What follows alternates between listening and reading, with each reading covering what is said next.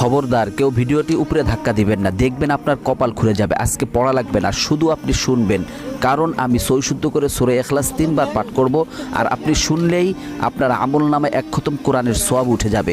তো চলুন শুরু করা যাক। তো শুরু করার আগে যদি ভিডিওটি ভালো লাগে অবশ্যই চ্যানেলটি সাবস্ক্রাইব, ভিডিওটি লাইক এবং ভিডিওটি শেয়ার করে অনুরোধ করছি।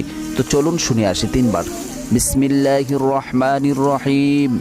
قل هو الله أحد الله الصمد لم يلد ولم يولد ولم يكن له كفوا أحد بسم الله الرحمن الرحيم قل هو الله أحد الله الصمد لم يلد ولم يولد ولم يكن له كفوا أحد بسم الله الرحمن الرحيم قل هو الله أحد الله الصمد لم يلد ولم يولد ولم يكن له كفوا أحد।